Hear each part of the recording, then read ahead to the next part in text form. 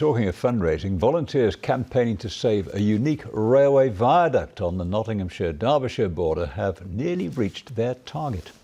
The Bennerley Viaduct has been derelict for more than 50 years, but it could soon be reopened as a cycling and a walking route. Catherine Reid reports.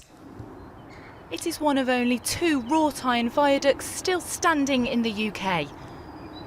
Linking Derbyshire and Nottinghamshire, the Bennerley Viaduct has been derelict for more than 50 years.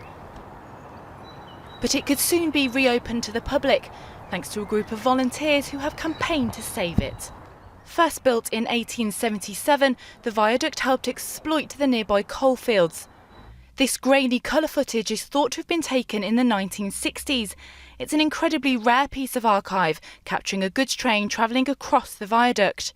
In 1968, the final goods train made its journey across the bridge, almost 100 years after the iron structure was built.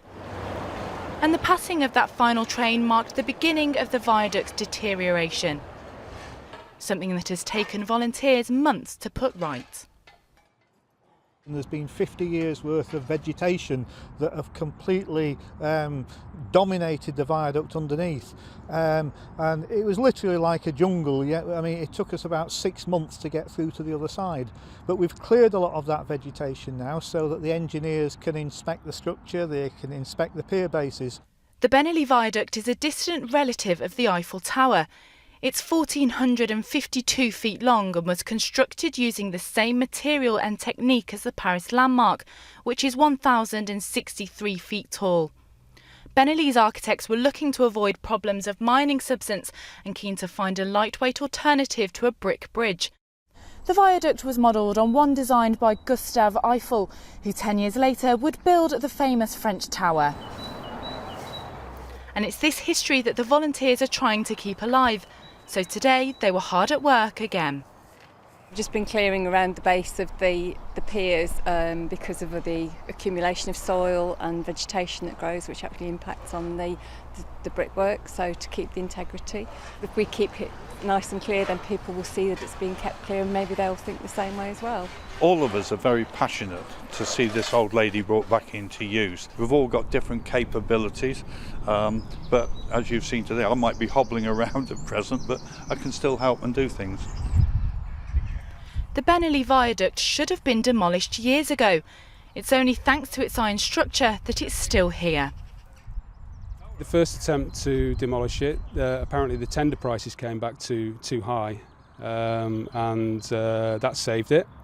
And we've actually met the chap who put the tender prices in, so we've thanked him for his price at the time.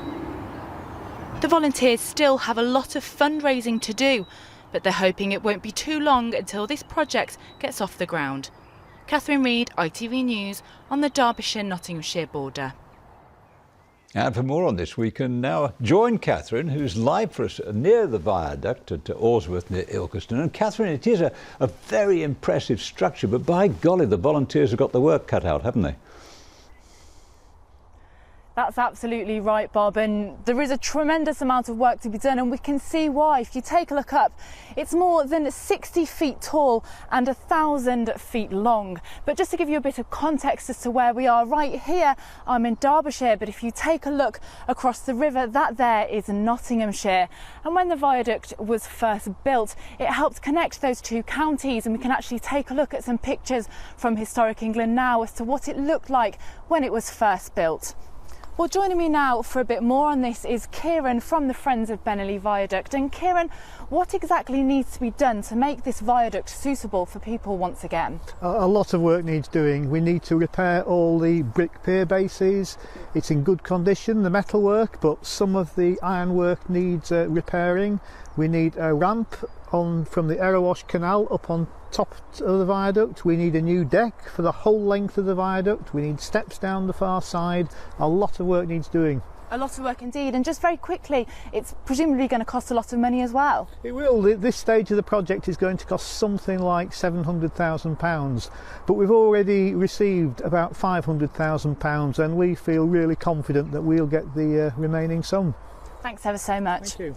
Well, the viaduct was last used in 1968, but the campaigners hope that by autumn next year it will be open to cyclists and walkers once more. That'll be really something. Catherine, thanks very much.